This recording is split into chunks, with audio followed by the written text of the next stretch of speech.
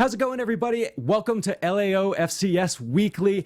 We have an amazing show for you this week because we are talking about not only the most anticipated movie of the week, not the most anticipated movie of the month, not the most anticipated movie of the year, not the most anticipated movie of the 21st century. We're talking about one of the most anticipated movies of all time, Avengers Endgame. It's going to be a great show. Stay tuned. Welcome to Popcorn Talk, featuring movie discussion, news, and interviews.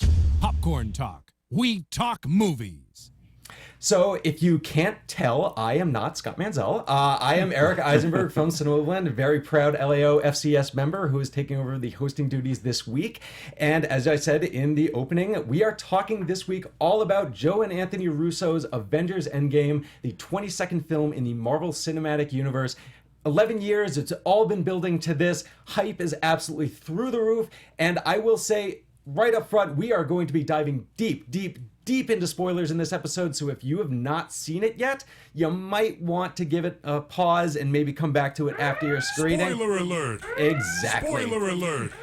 So joining me for this conversation this week, we have Mr. Terence Johnson. Hey, everybody. And Mr. Mark Pacis. How's it going, guys? How's it going, guys? So, you excited for this? You ready? Oh, let's do this. Yeah. So, I'm going to start.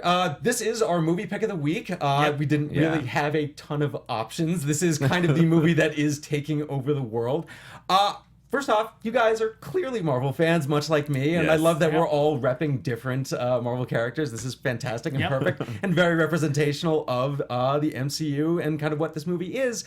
I want to start just by kind of taking a look back, and I'm going to ask just what would you say your guys' favorite MCU characters are and your favorite movie going into Endgame? Oh, this is easy because my favorite character is Cap, Nice. Captain America, and Winter Soldier is my favorite film. Kind of like a modern day 70s Cold War spy thriller with superheroes. For sure. Yeah. And for you, Mark? I don't know if you can tell from the Iron Man helmet right here who my favorite MCU character is, but it's Iron Man. But my favorite MCU movie is not Iron Man. It's actually The Avengers. Nice. The Avengers is actually my personal best in terms of watching it in theaters. I saw the movie in theaters 8 times. Oh, wow. And so That's no other movie has come close to me watching it that many times in theaters. And every single time I watch it, everything just still hits. Yeah. Like all the jokes still hit. Yeah. It's still really entertaining. So that's The Avengers. And even thinking about just where we've gone since, it's Yeah. still kind of amazing that it exists and works as well as it does. Yeah. I will say I actually agree that Captain America is my favorite character in the MCU as well, if that For wasn't sure, obvious yeah. from the start. However, my favorite film up to this point has been, up until now, has been Captain America Civil War, mostly because, I love when, I feel like there's 2 different kinds of Marvel movies. They're the kinds that exist on their own, and I think Captain America Civil War, or Captain America Winter Soldier and Guardians of the Galaxy are very much within this, where they they kind of operate in their own corner, and they just dig in those characters so deeply. But I just love the fact they have built such an incredible continuity with these movies that when you have these kind of larger stories that tie in absolutely everything, and just it's so impressive to me. Yeah. And Civil War before Endgame really just was the film that truly brought that to life for me. But now I gotta say, Avengers Endgame is my new number 1. I don't know how you guys feel about that. It's just a little bit too early, but Yeah, I have to there. continue to sleep on it. Fair enough. It's up there, though. But Civil War, huh? Yeah, I love from an Iron Man fan. Yeah. Oh, well, wow. All right. Well, I'm Team Cap, so I mean, It's okay. Cap was right. Cap was right. Cap was right. Gotta so, say. That is a discussion for another time. That is a whole other episode because Lord knows we have enough to get into. We have an entire 3-hour movie to dissect here. So let's start with initial reactions. You guys saw Avengers Endgame earlier this week. What were your feelings coming out of the theater? So many. So many. I loved the experience of watching it. I was stressed out the entire time, not knowing what was going to happen. I cried for about 10 minutes there at the end. Yep. It felt like the perfect culmination of all of these movies, and I was really impressed that Marvel stuck the landing. I was not quite sure sort of what we were going to get. This is sort of like the final thing. It's 3 hours. what they were going to do with that, but I think that they really, dug deep into the characters. They found new ways to, particularly with like somebody like Nebula, really bringing in the supporting characters into the forefront and really just delivered a satisfying film. It's really amazing how the Russos and Christopher Marcus and Stephen McFeely have been able to do that. Yeah. Really, just with the other films as well, because I feel like Doctor Strange, Doctor Strange as a solo film was great, but he shined in Infinity War in a way that just like was absolutely incredible. How about for you, Mark? Like Terence, I cry too. Yep. Mostly because of what happens to Tony Stark. Sure. And I grew up such a fan of Tony Stark all my life, and to see him and Robbie Downey Jr. Die like that just hit me really hard. Yeah. I don't usually cry at movies. There's only 2 other movies I've ever cried in. Me too. But that one was... I'm going to have to hear those 2 other titles. It's Coco and Green Mile. Okay. Yeah. That's powerful.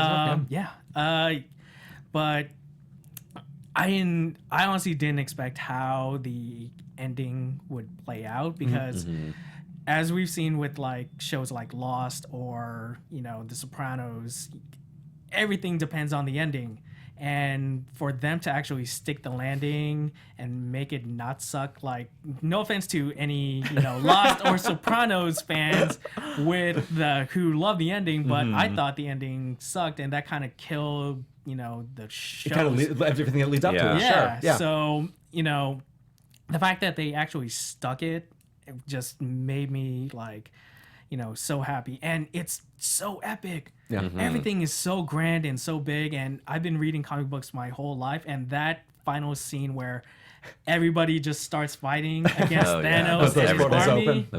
It's like, oh my God, I just loved it. It's like seeing my comic book come to life. 100%. Yeah. And it's just really incredible, because when you think about it, a blockbuster movie is hard to make. Yeah. You are talking about like hundreds of millions of dollars being put into play. You're talking about executives with all of their ideas. You're talking about toy companies who have their thoughts. Yeah. You have like million different voices. You have actors who have certain thoughts about what their characters should be doing.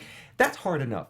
Then you're talking about the idea of, let's also make a blockbuster that reflects on the last 11 years of movies from a whole bunch of different filmmakers telling a whole wide variety of different stories. 22 in total. 21 films that this movie is reflecting on.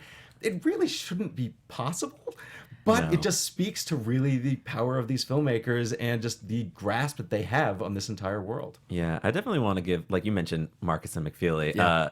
They are like the unsung heroes of the Marvel Cinematic Universe. They wrote, Winter Soldier, which was my favorite. They're responsible for the entire Captain America trilogy, which I will say, best superhero trilogy, hands down, in my opinion. I agree too. Come on, controversial opinions. Yes. I'm here for it. But the way they were able to, because this movie has a lot going on. Yeah. A lot. Not only a whole bunch of heroes, but time travel and big battles and all of these character moments, and it has to go, re-reference things that we've already seen and make them feel fresh and new. And I think that they did a really great job of, even though all of like these super big things were happening, they really stuck to the characters and what made those characters tick. And so in every situation that they could mine something new from the characters, they did. And I thought that they did a great job with the script. And also, just also kind of the references that they pull out. Yeah. Hearing like Sam say "on your left" as he's coming out of that portal is just so powerful by itself. And of course, you have I am Iron Man after I am inevitable is just, that is shredding. It's incredible. It's like, and it's really just a tribute to the powerful writing for sure. Yeah. I just love that they were able to slow down the movie and then, delve deep into what the characters are thinking and how they're coping with everything after, they found out that, we can bring everyone back. So how do we move on from, seeing everybody that we love just like dust away like that? And it shows you like how all these actors grew into these roles and are able to like play it so naturally at this point.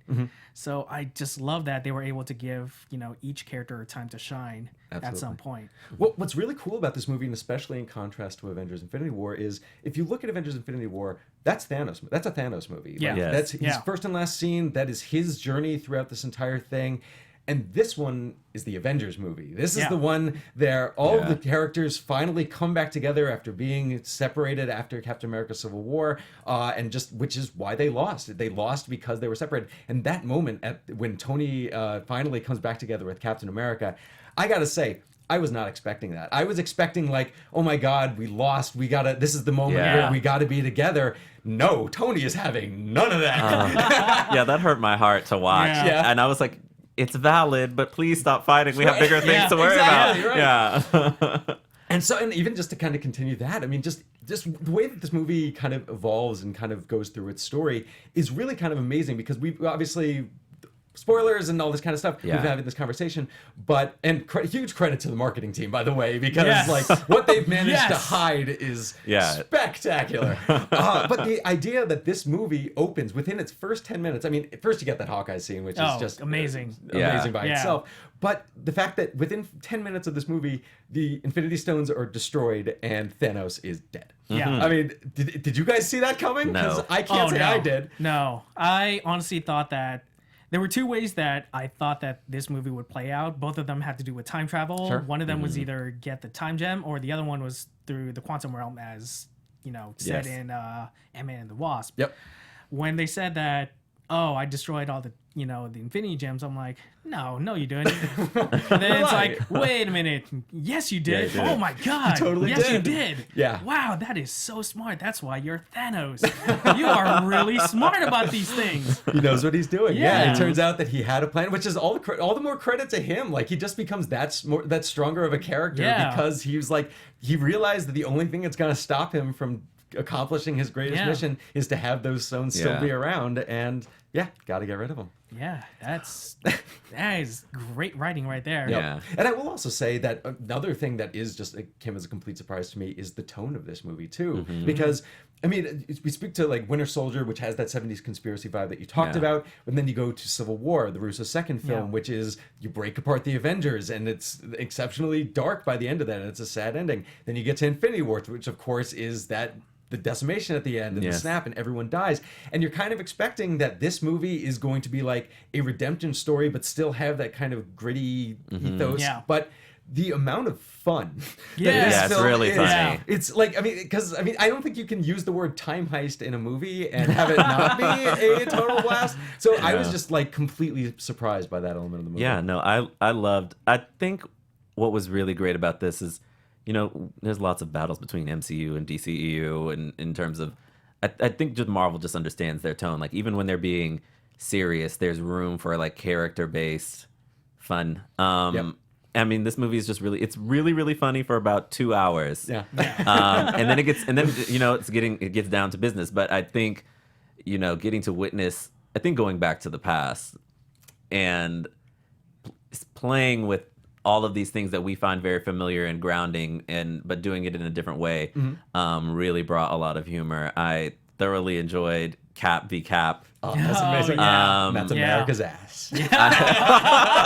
And that was great because it's like, no, they really don't comment on his looks in the, Yeah. in there. And so that was really funny. But, just different things about bringing, you mentioned like a comic book come to life, like the Hail Hydra moment, Oh, I God. thought was brilliant. So well done. Someone yes. reads their comics. Yeah. Because so many people were mad about, rightfully so. Yeah. So many people Yeah. were mad about that, but to see that reference in this was really great. So yeah, it was nice. It's nice to be in the hands as an audience member, in the hands of people who know what they're doing. Yeah. And they didn't take any moment for granted, and they really went for it. So For sure. I just love that they were able to add some sort of humor. Like, actually, they added a lot of humor Yeah. to ease the tension, because that movie was nerve-wracking. Yes, it was. Watching the entire movie is nerve-wracking because honestly, you don't know who's you don't know who's gonna die. Exactly. Yep. So for them to add like humor to kind of like ease our tension, make us not think about it the entire time, was great. Like, hands down, big ups to Chris Hemsworth for I was gonna say, yes. yeah, Big Lebowski I was gonna Thor. say, Lebowski Thor. It's a genius man. move. Yes. it was so. I thought when he picked up the Stormbreaker that he was gonna like snap back into Chris It's Hemsworth's hard, shape. yeah. Nope, just braids in his, Yeah, braids in just his a braid in beard. his and- beard, No, yeah. you don't get magic liposuction. That's not how this works. But at the same time, like what is kind of amazing about that is like, I mean, it's kind of what you were both saying is that you can have that humor, and this is something that I think Marvel in general has done so well, is you can have that humor of seeing Thor as like a drunk king living in New Asgard, but at the same time, when the name Thanos comes up, color drains from his face. Yeah. He may Yeah. have killed him 5 years ago, but he is still terrified and horrified by every single thing that happened. And I think that's just an incredible element of these movies. The fact that, like, because I mean, I have heard in the past that, like, well, how could it be a serious movie? How can the characters be taking anything seriously if they're making jokes in the moment of, like, drama? And you know what? In some cases, that's true. I mean, if it is a seriously dramatic moment, but within these movies, I think that they have done such a spectacular job of just finding those precise moments where you can pepper that in. It makes them seem more human than. I mean, I like DC heroes too, but they seem more like gods. Yes. Whereas Marvel heroes are more of the humanistic kind. And I think that's why a lot of people gravitate towards them, because they are like us. They have feelings. You know, they're not gods. They can be defeated. They can have feelings. And I think that's why, you know, when Thor, you know, goes all like fat Thor, you know, it's because he's so horrified, and that's his way of coping. He's depressed. Yeah, Yeah. absolutely. He's very He's been depressed. living in a state of depression where he can't do anything but drink beer and play video games Yeah. and making Korg all day. Yeah. Yeah. Yeah, go ahead. No, I do them when I'm not depressed. Right. It's not a bad activity. Yeah, sure. Yeah. So yeah, but he's earned it. Yeah, to Yeah, say the least. yeah. Let's also talk about the pacing a bit too, because I think a lot of people were concerned about the fact that this is 3 hours, Yes. which is a lot of movie. But I gotta say, I felt the thing just blew by. Like Yeah. I was Yeah. amazed by, like, I never felt the need to check my watch or like felt like, Yeah. oh, this part's dragging or anything like that. How'd you guys feel? Oh yeah, I went in with the whole plan because we saw we saw this movie at 9 o'clock in the morning. So I was like, all right, at 9 p.m. the night before, I'm gonna stop like eating anything, not gonna have anything to drink. I had a cup of yogurt going into this movie because I didn't want to get up and like. There were moments where I wanted to get up, but more like get up and shout because of how great the movie was, There you go. versus like get up and and feel the length. But no, I think that they paced it really well, and they let the moments they needed to breathe, and they sped up where they needed to speed up, and then they, just dropped us into this epic third act. And they like left us there, and they were like, well, here's the end for your heroes. Like, we're gonna see how it's gonna go. So yeah, I thought that the pacing was really done well. Yeah. Everyone who has asked me, oh, how's the 3 hour runtime? I keep on telling them it's great. It's like the moment that the final battle hits, I'm like, oh my God, we're nearing the end of the movie already? Right, I felt like it was only an hour and a half that just went by. It's like, boom, next thing you know, it's the final battle already. So those 3 hours, I mean, like you, no, not like you. I didn't have a plan. I kind of, I don't know why I did this, but I drank coffee, I drank water, and I drank a smoothie beforehand. Oh my God. But then I went to the bathroom beforehand. And okay, then, yeah, and then, I was fine, till the very end. Sure. So, I mean, it just breezes through like that. And the thing is, like, I mean, also, I just, as soon as it ended, I just felt like, oh, I could watch this movie again Yes. right Yeah. now. Like, I don't need to wait. Like, I have tickets for tomorrow. Like, I plan on watching this like as many times as I possibly can. And like, it's really just spectacular within that capacity. And it's like, also, I will say that something that struck me, especially versus Infinity War, which is another movie that I really liked. It does have some issues, but I think like my biggest problem with Infinity War is that there's like that kind of middle section where when Captain America and the rest of the Avengers are traveling to Wakanda, you basically go to space for the longest time. Like, you have the entire Vormir sequence, you have the Guardians meeting up with Tony Stark and Doctor Strange and all of them, and like there is a point in that movie where I'm like, I wonder what's happening with Cap right now, and like, so there was that kind of missing scene. But this one, I feel like it just moves so well, and it like transfers between all, and there's so much going on too between the different groups of these characters, and each time around it just like, every single time I was like, okay, we're gonna move on to these characters and these characters and these characters, and perfect. I think they made the stakes so high that they had to get all these Infinity Stones, that like even when like one thing is going well in one timeline, you're like, what are these other people doing over here? And how, you know, stressful their situation is. So yeah, that's what really helped with that. For sure. I just thought that every as the scenes cut between each timeline, it didn't feel jarring at all. It was just like seamless. Like, oh, okay, this is a good time to cut this, time to cut that, time to cut that. And so I think that helped a lot with the pacing. For sure. Yeah. And this has been a love fest so far. So I will say you have criticisms. I do. Let's hear it. One death in particular did not move me at all. Black Widow. Okay. And only because I felt like we heard her talk a lot about wanting to go straight, right? She wants to do right in her life, but we've never gotten to see her be really bad. And so I loved the way that her and Hawkeye trying to battle over who was going to fall. And I like, my roommate saw this with me, and I looked over at him. I was like, so who's getting thrown off of the cliff? But yeah, I thought that in terms of in-world stuff, it really worked. But in terms of like the emotionality of like other deaths or other moments within the story, that one didn't hit me, just because I was like, oh, okay. I will say one thing that was kind of weird for me within that scene, and like I'd say like that was probably where I'm gonna put my criticisms too. Yeah. But it's really kind of nothing to do with the movie and for me personally, and what it is, and it's kind of just stupid, and it's because I pay way too much attention to everything that's going on. Yeah. But it's because in that moment I was thinking, okay, so I know that Black Widow has a solo movie that's coming in Phase 4. Yes. And I also know that Hawkeye has a Disney Plus series that is coming up soon. And I know that there's been whispers. We don't know full details about the Black Widow movie, but it's been said that it's potentially a prequel. And meanwhile, the Hawkeye Disney Plus show has been said to be about his training of Kate Bishop, which is from the Matt Fraction comics. Yep. Phenomenal. If you haven't read that, do Very so, because good. it's absolutely wonderful. Yes. However, I also realized, well, in order for Hawkeye to do that, he can't be dead on a cliff in Vormir. Yeah. So as I was doing that calculus in my head, it kind of undercut the emotionality of, oh no, this is Black Widow's turn to die. And also, like, I kind of wish that we weren't getting a Black Widow movie so quickly. Like, I wish we were having some time to kind of miss her, that I don't think we're necessarily getting, because it does seem like that movie's coming together very, very quickly. Yeah. That's true. And how about for you, Mark?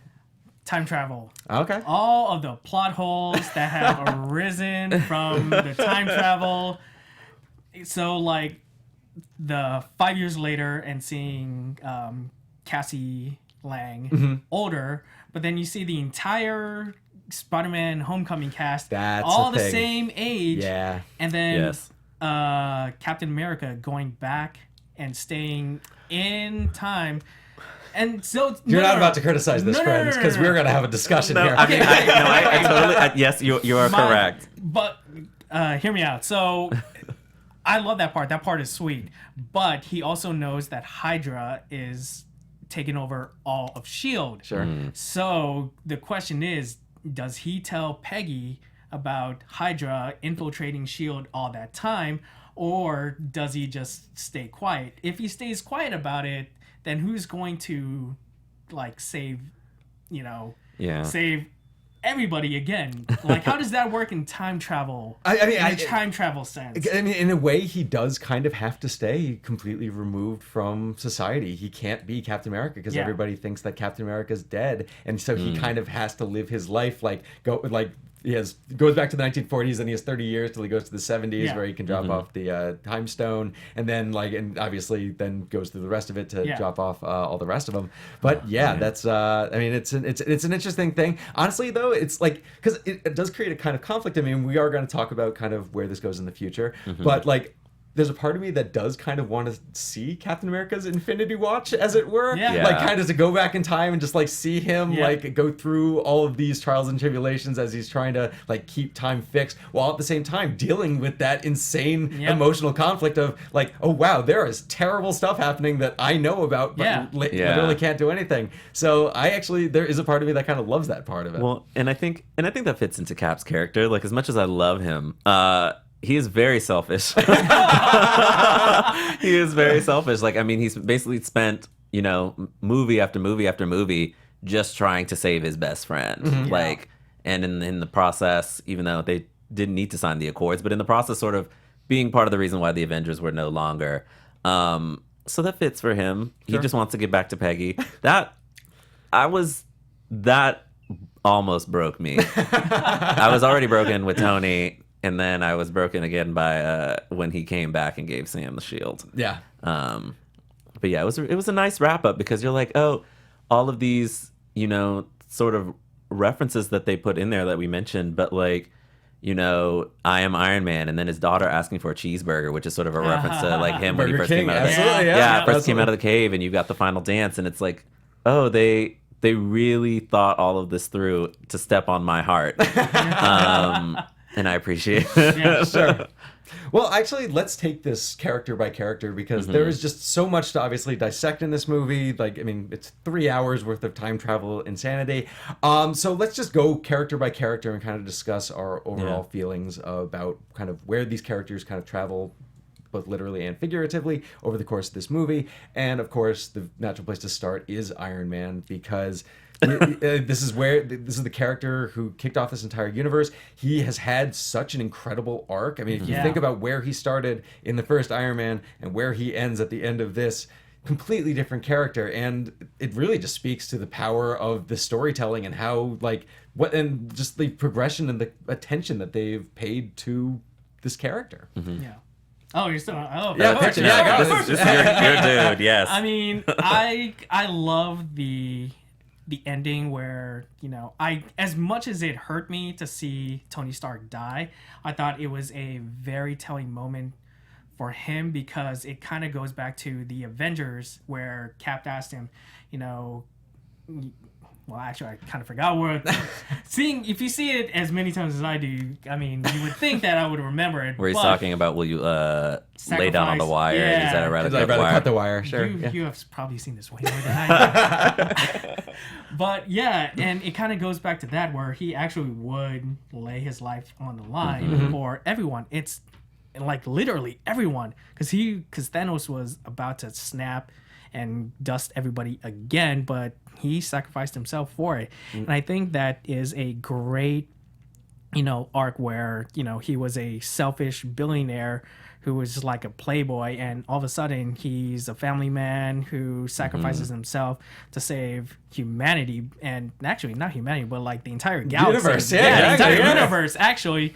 And so I think that is, a good arc, for him, even though, it kind of sucks that we're not going to see Iron Man ever anytime soon. Anytime soon. I was going to say, like, if of all the characters, this is final. Like, that is, I feel like I was saying with Cap, like, I feel like there is still a potential story to tell there, but, like, I feel like this is such a definitive ending for Iron Man that I feel like it's kind of where you need to leave him. I agree with everything you said. I thought it was great. I thought Robert Downey Jr. did some of his finest acting in this movie. Yeah, I thought I was going to hold up, and I did not, and that was where I honestly started crying. I was definitely crying too. Though I will say, if I can just put this in the conversation, we talk about Captain America's selfishness. There is a certain selfishness on Tony's part here too, because he doesn't let those 5 years disappear. Like he wants his family, and that his whole thing with his daughter and I love you 3000 is oh god, I mean, come on. don't you take that away from me. Yeah, I know, but at the same time, like, I do, like, you have to wonder, like, because, like, honestly, one thing that it kind of reminded me of is in Dark Knight and Dark Knight Rises, where you have Harvey Dent, like, the kind of secret of him revealed, and like they held him up as this white knight who saved the universe, but at the same time, like, Tony did let the universe exist for 5 years with everybody dead, and like I mean, because there are gonna be some people that probably aren't, like, if they were to learn that, would probably not be too happy. They'll be okay. Yeah, they'll be fine. They'll be fine. Absolutely fine. They'll be okay with that. And what did you guys think? I mean, I'll throw it in there, the Pepper Potts rescue suit. I thought that was everything, and I 100% want an all-female Avengers team-up movie. Yep. I hate to be that guy that wants to be really technical, but I mean, the rescue suit was. Sure. I mean, yeah, because the rescue suit That's what was. I'll borrow the phrase. Yeah, because the rescue suit was supposed to be like all defensive and, you know, a suit to just simply save people without any sort of like offensive capabilities. But seeing Pepper in the suit and just kicking a lot of like can I say? I honestly don't know, but No. yeah, say it. Yes, we. But There you Yes. go. Sure. kicking a Play lot it of on the butt. safe Oh, side.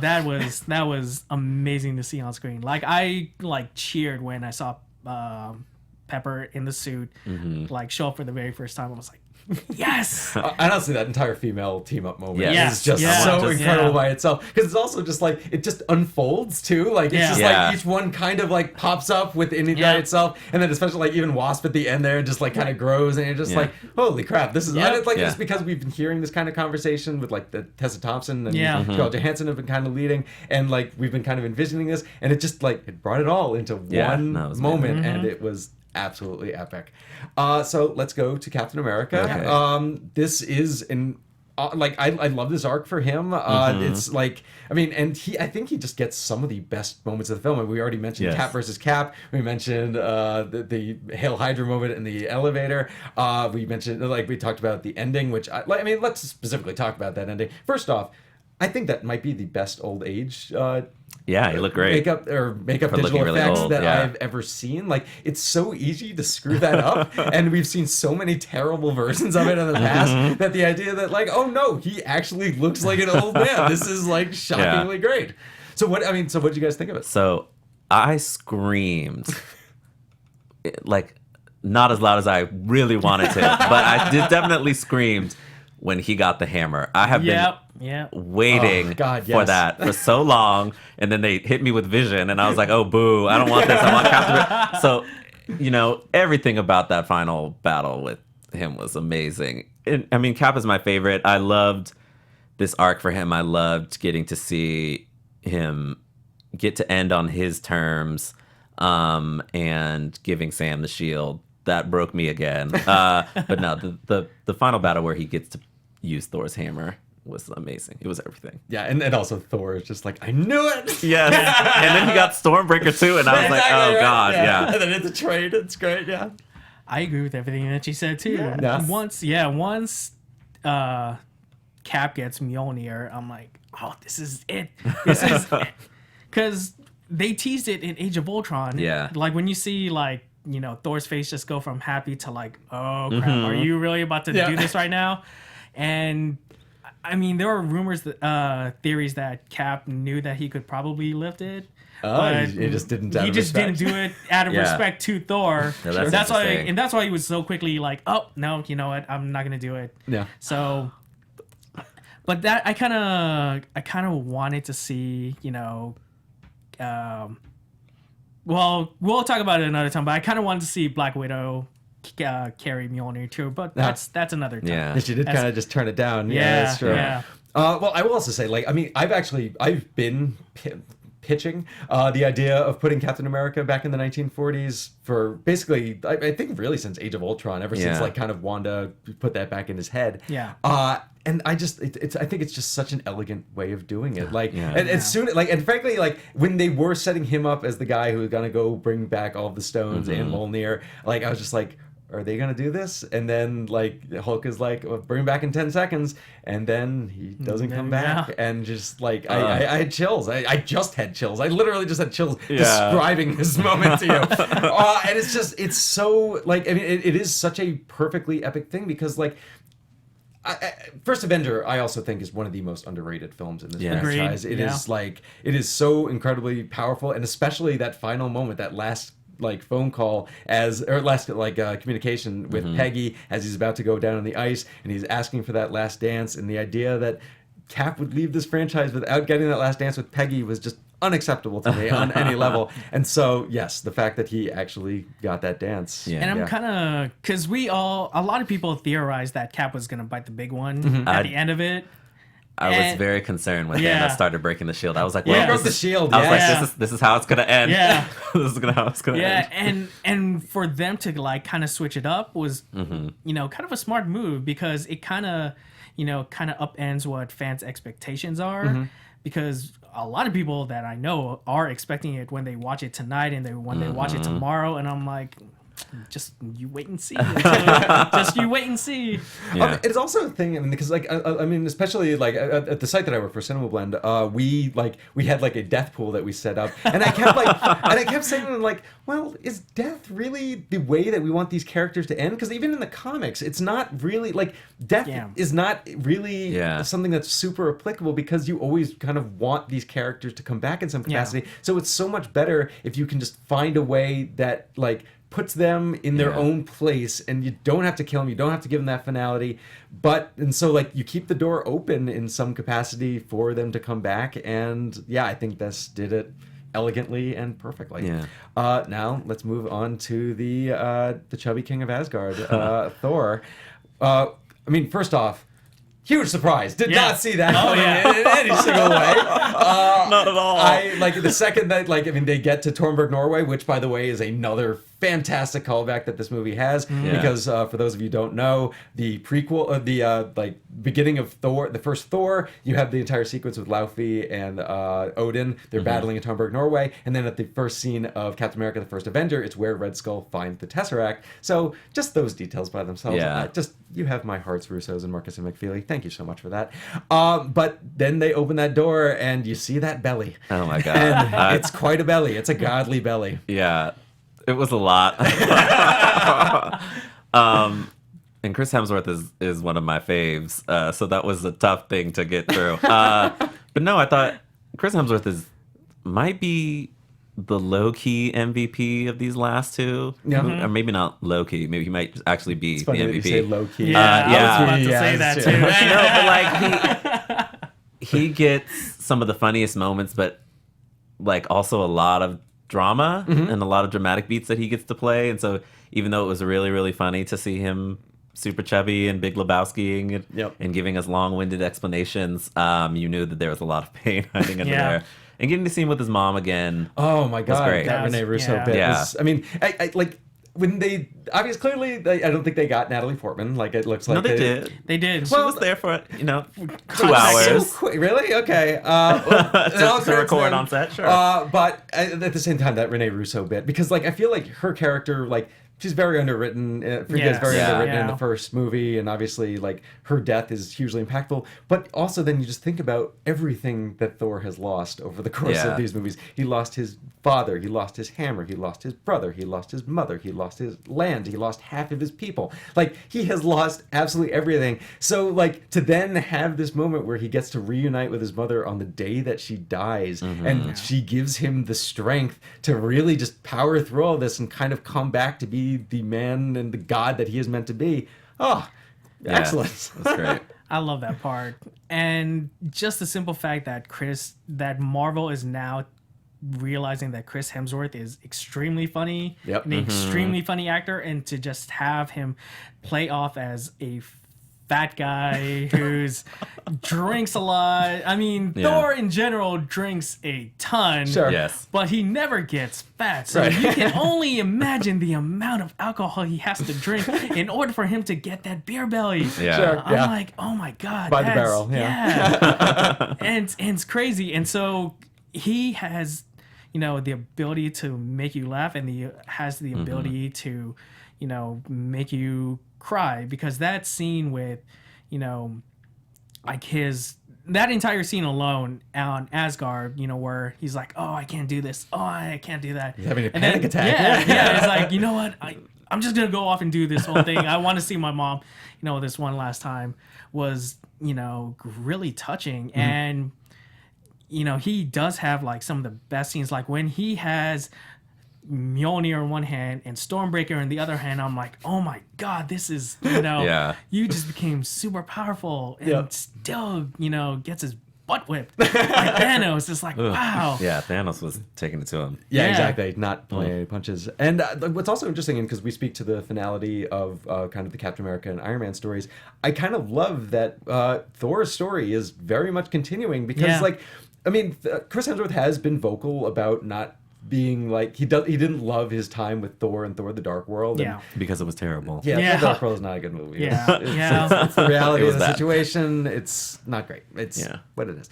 But Thor Ragnarok was a complete reinvention of the character. I mean, Taika Waititi absolutely just blew everything up and just reinvented it in a completely incredible way. And he was rejuvenated with this character. The treatment of him in Infinity War, you really got to like, I feel like, experience the power of Thor. Because like to a certain extent, he was nerfed. I mean, you didn't have the full extent of what Thor could do. Infinity War really kind of brought it home and like saying, oh no, this is what he can do. But then he still lost, which kind of is its own whole big thing. But then where this movie ends and where he decides to give up the throne of Asgard to Valkyrie, which is by itself awesome, just because I also love Tessa Thompson. So I'm all for that in every single way. But also, I mean, do we think as Guardians of the Galaxy is a thing? What do we think here? I hope so. Yeah. Sure. Just to see the back and forth between Star-Lord and Thor. That final, scene alone, it's like, oh, who's the leader? It's like, oh yeah, you're the leader. You're the leader. Sure. It's like, yeah. And, seeing Star-Lord like, oh crap, am I going to be the leader at the end of all this? Am I going to be the leader at the end of the week? They should have left Star-Lord in the Soul Stone. But that's just my opinion. But yeah. Oh, well, I mean, then let's move on to Hulk, who this one is, I feel like, something that fans were a little bit expecting. There were kind of like hints of it. Oh, really? Okay. Yeah, that was when Hulkalo, or Mark Ruffalo, as I call him, like, that was definitely not expected at all. But it was pretty great because it sort of was nice to see Bruce realize that, the Hulk is him and he's the Hulk. So embrace. They start to meld. Yeah. Not for you? I honestly didn't. I wanted to see Smart Hulk for the longest time, but I never thought I would be able to see it. I just thought that the transition between, Hulk saying no at, throughout all of Infinity War to all of a sudden, like, him being, like, Smart Hulk, like, I don't know where the transition was. Somewhere in those 5 years. Yeah, it was, like, 5 years where it's like, so what happened where where Hulk is able to be like, you know what, I'm just gonna meld with you now, and your mind is now my mind, and that kind of thing. I'm like, but that being said, he does have like a lot of great scenes. A lot of the humor, Thor aside, comes from him. Yeah. Like the whole selfie scene, the whole, oh my god, the Ant-Man coming back scene. I'm fairly certain about this. This is another one of the kind of like 99.9% things. Did you guys recognize one of those kids who was trying to ask for Hulk for an autograph? No. I'm fairly certain that it was the kid who spotted Captain America in the Smithsonian, Captain America: The Winter Soldier. Oh wow! I mean, that would not be shocking because they literally brought back everybody. Wow. Yeah, right. But everybody. Yeah, that really just speaks to kind of the impressiveness of that depth too. But I really loved this version of it just because because it is such a natural progression for the character. Because I feel like Hulk movie, like, we kind of learned a certain lesson with the Ang Lee Hulk movie and the Louis Leterrier film, which is just like, it's a hard character to handle within kind of a dramatic way, and you have like this character who's in conflict with himself. And I think Joss Whedon kind of broke the formula a little bit, where he kind of realized, oh no, this is a character living in a horror movie. Like, he has absolutely no control over himself, and that is absolutely terrifying. And I thought he brought that to a really great point. Ragnarok again kind of took that to another direction by evolving the Hulk, and then really since then it's just been kind of a progression. Like, I think that, like, Mark Ruffalo even described a kind of 3-act arc from the course of Ragnarok to Infinity War to Endgame, which is to say, like, you go from Hulk being in charge to him saying, like, no, we're not getting along, we're completely in conflict, and finally getting together. And I just appreciate, like, because the fact that, we don't have any Hulk movies, so, like, but I love the direction that they took with this character. Let's talk about Black Widow, because we have talked a bit about her death, but I will say, like, I did appreciate kind of the position that she took with the Avengers within just kind of the leadership role that she took in the 5 years. Yeah, I agree. I think everything leading up to her death, I thought was really well done in terms of her character, and Scarlett Johansson getting to flex some of her acting muscles. And yeah, it was nice to see her, like, having to deal with Clint, in where he's from, and given her past, that was really affecting. So I like Black Widow a lot.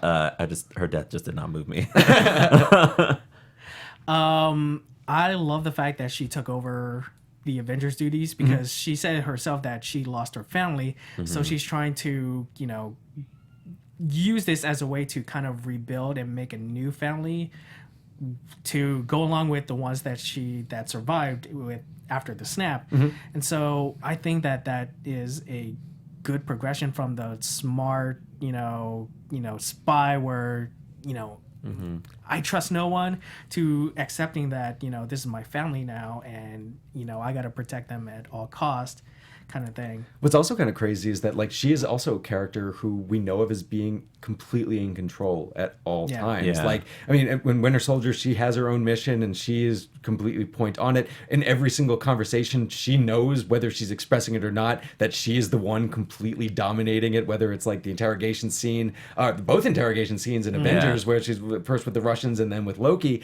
She knows that she is smarter than everyone else in the room. And then you have that scene in this one where when she's after her communication with Captain Marvel and Rocket and Rhodey, when she's talking to Captain America, and you see her break, and that really got me. That I was just whoa, that is that's intense, and I do think that it did set up kind of the direction for the character. Yeah.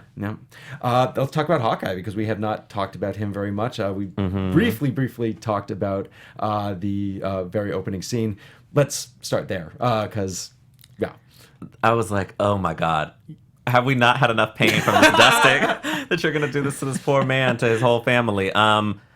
I like the direction that they took Hawkeye in. I could do without the tattoo sleeve on the arm. Okay. I was just like, that's so silly. The haircut was enough.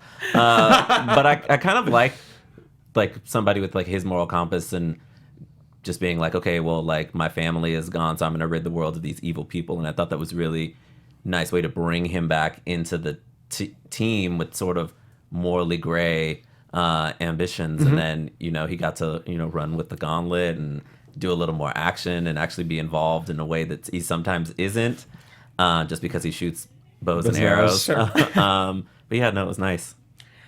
That opening scene it's so powerful just to see, and the way that they shot it too is just so amazing, where you hear the thunder and then you go back to the scene where it's his daughter, and then all you see is dust. Yeah. Then he turns around and he sees his entire family gone. It's gone. And all you hear is thunder. I'm like, that just gave me chills. And the direction that they took him was great because it actually gave him something to do. Yeah. Finally. Give him emotional agency. Exactly. Yeah. I'm like, finally, Hawkeye has something to do. And be a big part of the movie as well. And I love I hope that the progression continues with the Hawkeye TV show, because I want to see where that kind of goes as well. Definitely. You guys, we're unfortunately out of time, but it's been absolutely great talking with you. Where can they find you? You can find me at nerdreactor.com, Twitter at PacmanNR7, same thing with my Instagram as well. So yeah, you can find me at lenoirauteur.net. That's LENOIRAUTEUR.net. Lenoir Auteur on Twitter and Instagram. Fantastic. And all of my work you can find over on CinemaBlend. You can find me at Eisenberg on Twitter, Eisenberg19 on Instagram. Again, thank you guys so much for taking me on the show this week. This is an awesome conversation. Yeah. If you guys have seen Avengers Endgame, and I really hope you did, because you just sat through an entire spoiler-filled conversation and you just otherwise completely ruined this movie for yourself. Yes. But I assume that you want to go see it again. And you can. So please hit the comments with any thoughts you have about this. And otherwise, we will see you next week. All right. See ya. From producers Maria Menounos, Kevin Undergaro, Phil Svitek, and the entire Popcorn Talk Network, we would like to thank you for tuning in. For questions or comments, be sure to visit popcorntalk.com. I'm Sir Richard Wentworth, and this has been a presentation of the Popcorn Talk Network.